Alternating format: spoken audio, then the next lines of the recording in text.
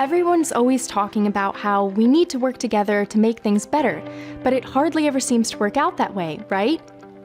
I want to tell you a story about a time when it really did happen, 50 years ago, when the world looked a lot different than it does today. It started right here, in a real supermarket in the real world.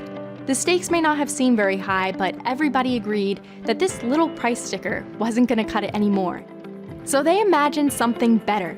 Something that would save people time and money by helping to identify all the stuff we buy and how much it costs. Believe it or not, it took a lot of really smart people to make this happen, and even then, success was uncertain. But big problems call for big solutions, and a few bold business leaders stepped forward to do something nobody thought was possible.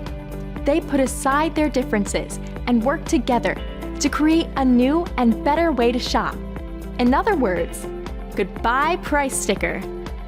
On March 31st, 1971, 50 years ago now, this group of leaders met up in New York City, and they agreed on 3 things. First, they agreed to collaborate on a way to tell this can of soup apart from this other can of soup.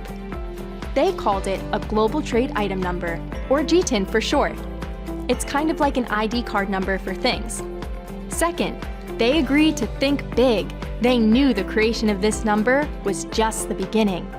Eventually, they imagined it could be used outside the grocery store checkout counter, from warehouses to boardrooms and everywhere in between. Lastly, they agreed to innovate.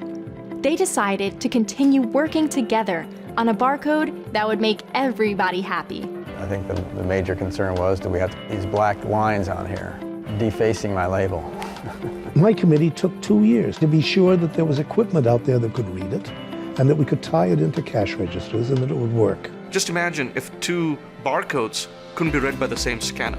It would be chaos. And so for this to take off, everyone had to speak the same language. 2 years later, they finally had one that was easy to print and easy to scan too. It took a few more years just to add another digit onto the GTIN number.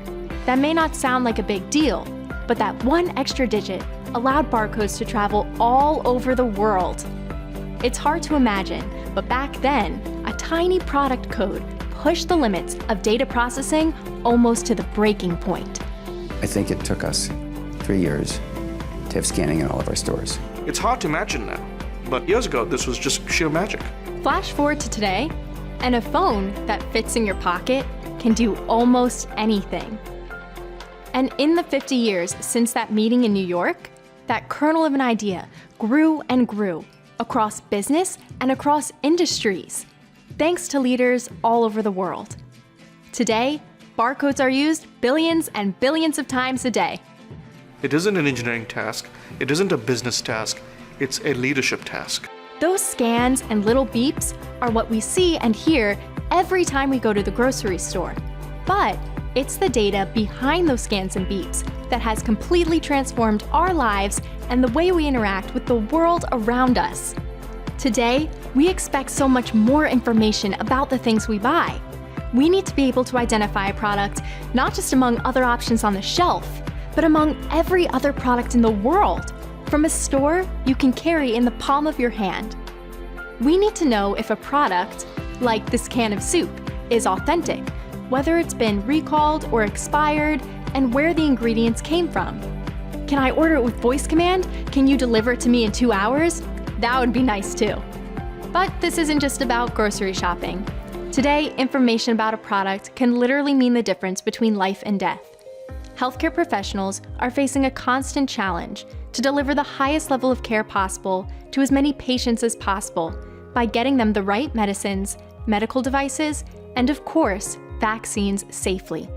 Meeting those challenges has required the healthcare industry to make big changes, often driven by regulation, while addressing the need for global interoperability. So, they embraced an advanced barcode called the GS1 Data Matrix for medicinal products. This new barcode contains more than just the GTIN number. It helps ensure patients are getting a safe, unexpired product and links that information to patient records automatically. The good news is, those innovations can now be applied to retail and other industries as well. And that brings the story full circle. 3 things got us to where we are: leadership, community, and standards. The time has come to once again collaborate, think big, and innovate. Meeting the challenges of tomorrow requires a new set of leaders who will embrace opportunities to make the world a better place in big and little ways. The truth is that consumers like me have more control today than ever before, and big companies have a choice to make. They can either embrace this new reality or become as obsolete as this old CD. That's a good one.